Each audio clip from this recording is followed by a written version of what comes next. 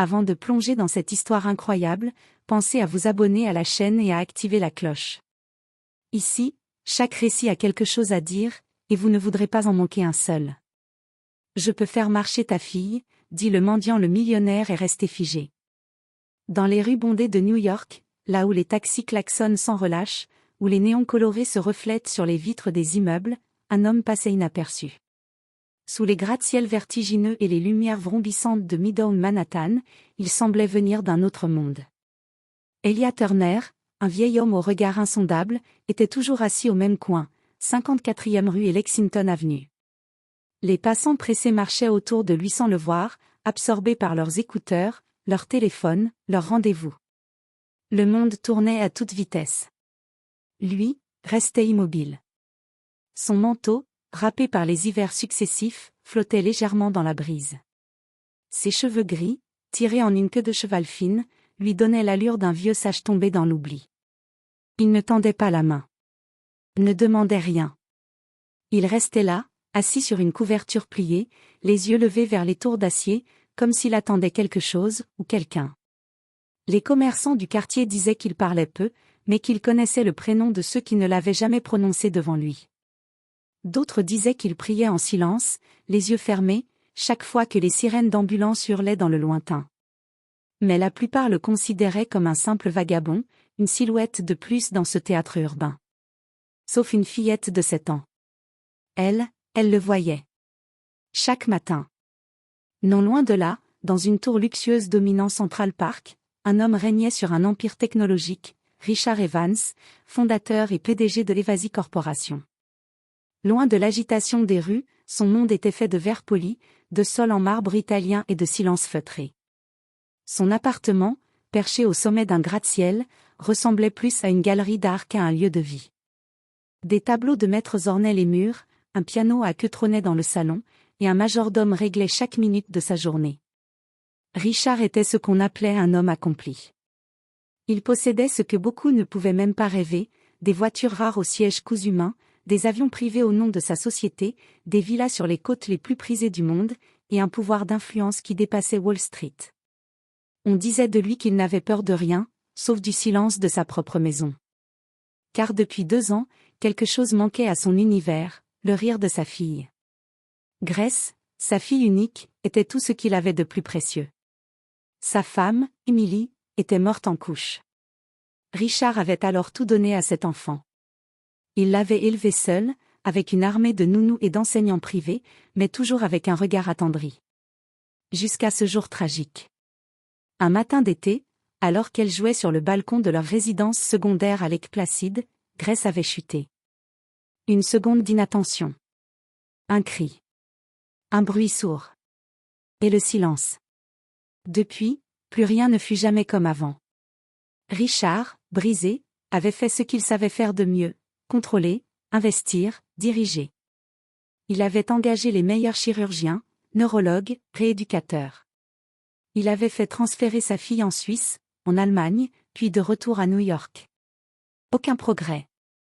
Juste une chaise roulante, et 2 grands yeux tristes qui ne comprenaient pas pourquoi elle ne pouvait plus courir comme avant. Il avait pleuré en silence. Mais il ne l'avait jamais montré. Il s'était enterré dans le travail. Les actionnaires saluaient sa froideur nouvelle, sa productivité, sa vision encore plus agressive du marché. Mais Richard n'était plus qu'un homme vidé, brillant, oui, mais blessé à jamais.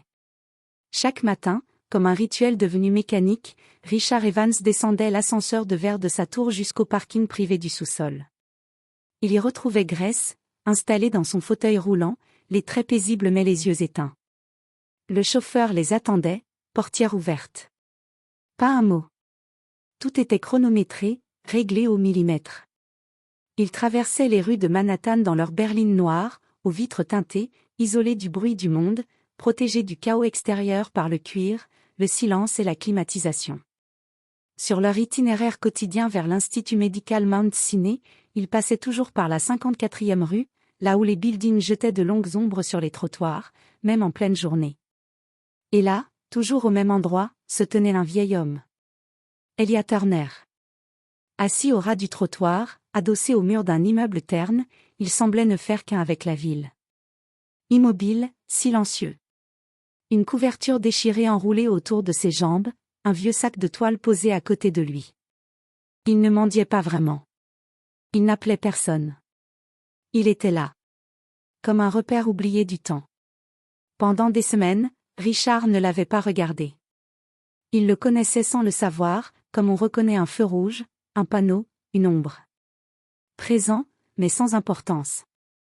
Un élément du décor urbain. Mais ce matin-là, un matin d'automne, tout bascula. La ville était plongée dans une lumière dorée. Les feuilles rougeoyantes tombaient lentement des arbres bordant Central Park. L'air était plus vif que d'habitude. Grace, assise à l'arrière de la voiture, fixait le paysage par la fenêtre. Elle parlait peu depuis son accident. Mais ce matin-là, quelque chose changea. Elle posa sa petite main contre la vitre et dit, d'une voix douce. « Papa, tu as vu ? » Cet homme m'a souri. Richard tourna la tête, par pur réflexe. Son regard croisa alors celui d'Elia. Et il comprit immédiatement ce que sa fille voulait dire. Ce n'était pas un sourire ordinaire. Elia était toujours assis, mais cette fois, il les regardait. Pas comme un sans-abri regarde une voiture de luxe. Pas avec envie, ni rancune. Mais avec paix. Clarté. Et une étrange familiarité. Son sourire était calme, presque imperceptible, comme celui d'un homme qui savait quelque chose que les autres ignoraient. Ses yeux, d'un gris perçant, n'avaient rien de suppliant. Ils étaient droits, profonds, vieux, bien plus vieux que son âge apparent. Il n'y avait aucun jugement. Aucun besoin. Juste une présence. Presque surnaturelle. Richard sentit un frisson courir dans sa nuque. Il détourna les yeux brusquement. Le feu passa au vert. La voiture repartit. Mais quelque chose l'avait frappé. Un infime détail, une sensation qu'il ne parvenait pas à expliquer. Cet homme ne les regardait pas avec curiosité, mais avec certitude. Comme s'il savait exactement qui ils étaient. Comme s'il les attendait. Durant le reste du trajet, Richard ne dit rien. Grace non plus. Mais l'image de ce visage serein, de ce regard ancré, restait gravée dans son esprit comme une brûlure lente. Il passa sa journée à essayer de ne pas y penser. Réunions, dossiers, appels internationaux, tout lui semblait subitement vide, comme si un doute ancien venait de se réveiller en lui. Et cette nuit-là, alors que Manhattan brillait sous les étoiles, Richard n'arrivait pas à dormir. Car derrière ses paupières, il revoyait ce regard. Ce sourire. Et une question naissante commença à bourdonner dans sa tête, lancinante. Et si, cet homme n'était pas simplement un mendiant ? Le lendemain matin, la lumière grise d'un ciel couvert baignait les rues de Manhattan. L'automne s'installait lentement, et les passants resserraient leurs manteaux sous la brise froide. Richard Evans, d'ordinaire pressé, demanda soudain à son chauffeur de s'arrêter une centaine de mètres avant l'entrée de l'institut. Il sortit seul de la voiture, sans un mot, laissant Grace à l'arrière, occupée à lire son livre illustré. Il marcha lentement vers le coin de la 54e rue, là où Elia Turner était, comme toujours, assis sur sa couverture usée. L'homme semblait l'attendre, calme, paisible, le regard plongé dans le vide, ou dans un monde que Richard ne comprenait pas. Richard s'arrêta à quelques pas, croisa les bras sur sa poitrine, et lança d'une voix sèche. « Tu as un problème ? » Il marqua une pause. « Tu fixes ma fille depuis plusieurs jours. Tu crois que je ne l'ai pas remarqué ? » Elia leva les yeux lentement. Il ne parut ni surpris, ni offensé. Au contraire, il sourit presque imperceptiblement, comme si cette scène était inévitable, comme si elle faisait partie d'un plan bien plus vaste. Et d'une voix douce, chaude, posée comme celle d'un vieil enseignant, il répondit. « Je peux la faire marcher à nouveau. » Les mots s'écrasèrent comme un coup de tonnerre dans le silence matinal. Richard resta figé. Un souffle invisible sembla le traverser de part en part. Il fronça les sourcils, tenta de rire, mais aucun son ne sortit. Un frisson désagréable lui grimpa le long de l'échine. « Tu te moques de moi ?» réussit-il à articuler d'une voix tendue. « Non » répondit simplement Elia. « Et qu'est-ce que tu es, hein ? Un illuminé ? Un magicien des trottoirs ? Un prophète parmi les rats ? Elia ne broncha pas. Son regard était d'une tranquillité presque désarmante. Il fixait Richard non pas comme un pauvre fixe un riche, mais comme un homme voit à travers un autre homme. « Tu as tout essayé, Richard, dit-il calmement. Tu as payé les plus grands spécialistes. Tu as signé des chèques à 8 chiffres. Tu as fait le tour du monde pour guérir ce qui ne se répare pas avec l'argent. » Il marqua une pause, puis ajouta plus bas. « Mais tu n'as jamais essayé de croire. » Richard, déjà bouleversé, recula légèrement. « Et tu veux quoi » lança-t-il avec agressivité, pour cacher le tremblement de sa voix. « Tu veux de l'argent ? Un repas ? Un abri ? Tu veux que je te paye pour tes élucubrations ? » « Je ne veux rien, » dit Elia. « Je ne suis pas venu pour ça. »« Alors pourquoi ?» Le vieux mendiant inspira profondément, puis répondit avec une gravité presque sacrée. « Je veux juste que tu sois là. Pas physiquement. Vraiment là. Présent. Plein. Elle n'a pas besoin de ton argent, Richard. Elle a besoin de toi. » Ces mots transpercèrent Richard. Il se sentit mis à nu. Il voulait riposter, mais aucun argument ne lui venait. Comment cet homme, ce personnage invisible, pouvait-il savoir ? Connaître son nom ? Connaître la douleur qu'il enfouissait sous des couches de rationalité et de travail ? Et ce regard ? Il n'était pas accusateur. Ni moqueur. Il était ancien, oui, mais doux. Calme. Comme si Elia avait vu ce genre de douleur 1000 fois. Et comme s'il savait déjà ce qui allait arriver.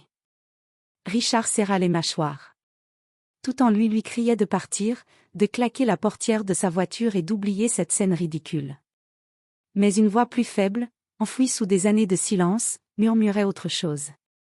Et s'il disait la vérité ? Finalement, dans un souffle presque imperceptible, il murmura. « Très bien. » Il fixa Elia droit dans les yeux. « Viens demain matin.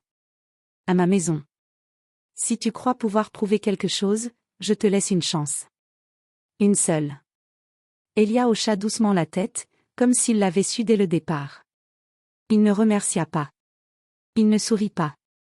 Il dit simplement. « Demain, alors. Sois prêt. Pas pour elle. Pour toi. » Et Richard s'éloigna, secoué, incertain, mais pour la première fois depuis des années, curieusement vivant.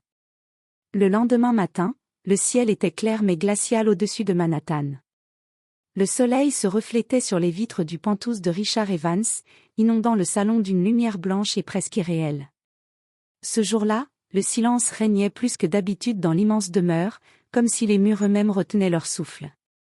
À 8 heures tapantes, Elia Turner arriva à la porte principale, escorté par 2 gardes de sécurité vêtus de noir, l'air aussi perplexe que méfiant.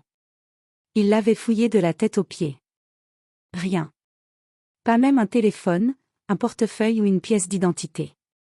Juste un homme âgé, vêtu d'un manteau trop grand, aux mains calleuses, aux yeux d'un calme troublant. Le majordome personnel de Richard, visiblement mal à l'aise, annonça d'une voix hésitante. « Monsieur Evans, le visiteur est arrivé. » Richard se tenait debout dans le salon, aux côtés de sa fille Grace, assise dans son fauteuil roulant. Son visage d'enfant était calme, mais ses grands yeux bleus trahissaient une excitation contenue. Elle regardait vers la porte. Lorsqu'Elia entra, la pièce sembla changer de densité. Il s'avança lentement sur le parquet brillant, ses pas feutrés comme une prière.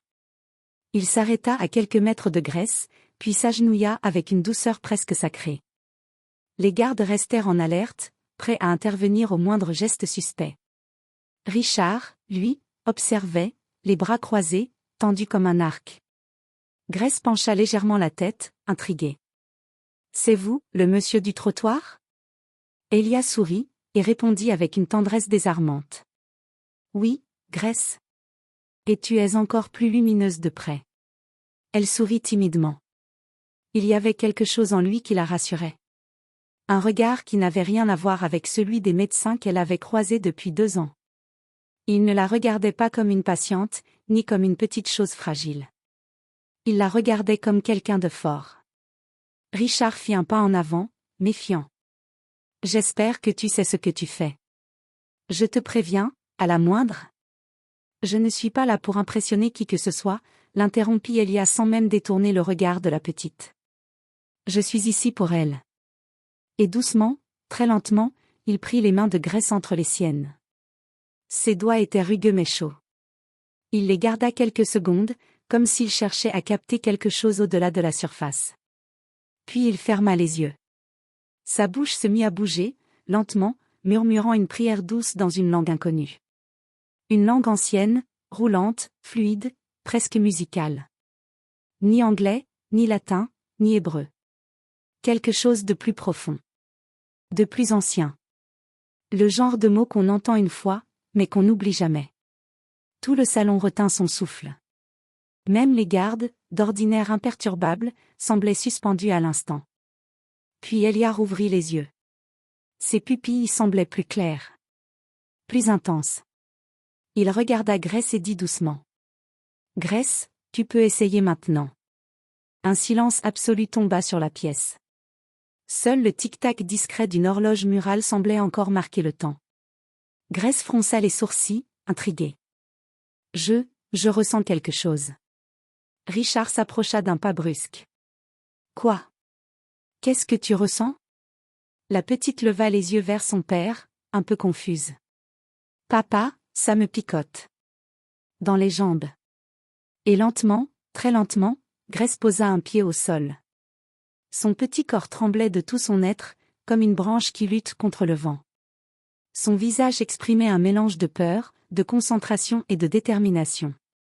Ses mains agrippaient encore les accoudoirs du fauteuil, mais ses jambes répondaient. Des larmes commencèrent à couler silencieusement sur ses joues. Elia, toujours à genoux près d'elle, lui tendit la main, paume ouverte, sans un mot. Il ne l'aidait pas vraiment physiquement, il l'accompagnait. Présent, ancré, inébranlable, comme une racine dans la terre.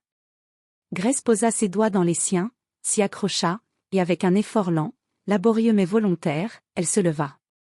Ses jambes fléchirent un instant, mais elle tint bon. Un souffle. Puis un autre. Et là, debout au milieu du salon baigné de lumière, elle souriait. Debout. Pour la première fois depuis 2 ans. Un cri étouffé s'échappa de Richard. Son cœur se brisa en 1000 morceaux et se recomposa aussitôt dans sa poitrine. Il tomba à genoux, incapable de soutenir le poids de ce qu'il venait de voir. Les mains sur le visage, il pleurait. Il pleurait comme un enfant, lui qui n'avait laissé couler aucune larme depuis le jour où il avait enterré sa femme. Il pleurait tout ce qu'il n'avait jamais dit, tout ce qu'il avait enfermé dans le silence glacé de sa solitude. Et dans ses sanglots bruts, désarmé, il retrouva enfin son humanité. Elia se releva lentement et s'approcha de lui. Il posa doucement une main sur son épaule. Le contact était léger, mais il portait la force de quelqu'un qui comprenait profondément la douleur. Sa voix, basse et calme, coula comme une source ancienne. Le vrai miracle, ce n'est pas qu'elle marche. Il fit une pause. C'est que tu sois enfin là, pour la voir marcher. Richard leva les yeux, rouge et noyé de larmes. Il ne trouvait aucun mot. Il regarda sa fille, toujours debout, vacillante mais rayonnante, et comprit que ce moment était plus qu'un miracle physique. C'était une résurrection. Ce n'était pas seulement les jambes de Grace qui se relevaient. C'était l'amour. Le lien. Le père. L'homme. À ce moment-là, l'argent, le pouvoir, les tours de verre et les contrats disparurent. Il ne restait qu'un père, une fille, et un vieil homme inconnu qui semblait avoir vu au-delà du visible. Puis, dans le silence lumineux du matin, Elia s'écarta. Il ne demanda rien. Il ne déclara pas sa gloire. Il ne revendiqua aucun honneur. Il regarda Grace avec un dernier sourire, puis Richard, et dit doucement, en se dirigeant vers la porte. « Souviens-toi, la foi n'est pas une chose qu'on possède. C'est une porte qu'on laisse ouverte. » Et il sortit. Richard resta à genoux, tenant dans ses bras sa fille qui se tenait debout contre lui, pleurant à son tour, mais cette fois de joie. Dans ce moment suspendu, il savait qu'il ne serait plus jamais le même homme. Le lendemain matin, alors que le jour à peine levé baignait New York d'une lumière pâle, la nouvelle fit le tour du pays. En quelques heures, les chaînes de télévision, les radios et les réseaux sociaux s'emparèrent de l'histoire. Grace Evans, fillette paralysée depuis 2 ans, marche à nouveau. Un miracle inexpliqué dans un penthouse de Central Park. Le mystérieux visiteur qui a changé une vie est disparu. Des journalistes campèrent devant l'immeuble de Richard Evans. Des hélicoptères survolèrent le quartier. Des médecins, sceptiques, réclamèrent des IRM, des analyses, des preuves. Mais toutes les données confirmaient la réalité, aucun traitement n'expliquait ce qui était arrivé. La rémission de Grace était scientifiquement impossible. Et pourtant, elle était debout. Elle marchait. Elle courait déjà dans le jardin privé du toit. Mais Elia Turner avait disparu. Richard fit lancer une enquête privée. Il mobilisa des détectives, utilisa ses contacts dans les services de police et engagea des spécialistes de la reconnaissance faciale. Il offrit même une récompense de 5 millions de dollars à quiconque retrouverait cet homme. Mais rien. Aucune trace. Pas d'empreinte. Pas de dossier médical. Aucun fichier administratif. Comme si l'homme n'avait jamais existé. Puis les témoignages commencèrent à apparaître, fragmentaires, éparpillés comme des lucioles dans la nuit. À Chicago, une femme affirma l'avoir vu assis à la sortie d'un hôpital, tenant la main d'un adolescent en phase terminale. À la Nouvelle-Orléans, un pasteur dit l'avoir aperçu une nuit, priant silencieusement dans une église vide, juste avant qu'un miracle médical bouleverse sa congrégation. À Phoenix, une petite fille déclara qu'un vieil homme lui avait parlé, avec les yeux, et qu'après son passage, sa mère avait soudainement guéri d'une maladie que les médecins disaient incurable. Toujours la même description. Toujours le même regard. Toujours le même silence après son départ. On commença à parler de lui comme d'un ange errant, un prophète oublié, ou même un envoyé d'un autre monde. Mais Elia, lui, restait introuvable. Et pourtant, chaque année, à la même date, Richard et Grace retournent à l'endroit où tout a commencé, le coin de la 54e rue et Lexington Avenue.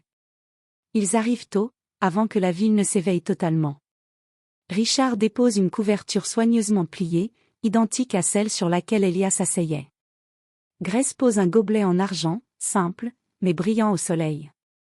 Et entre les deux, il dresse une petite pancarte de bois gravé, que personne ne touche, mais que tous lisent en passant.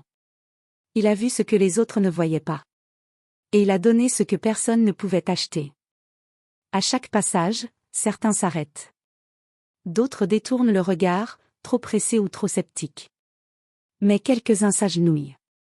Et prient en silence. Richard, désormais moins homme d'affaires que gardien d'un souvenir sacré, n'a jamais parlé publiquement de ce qu'il a vu. Il refuse les interviews, les livres, les offres de documentaires. Mais un jour, lors d'un petit colloque fermé, il a confié à voix basse. « J'ai bâti un empire. Mais je n'ai trouvé la vérité que dans les yeux d'un inconnu assis sur un trottoir. » Et à ceux qui lui demandent encore aujourd'hui, qui était cet homme, il répond simplement. « Celui qui m'a rendu à ma fille. Et à moi-même. »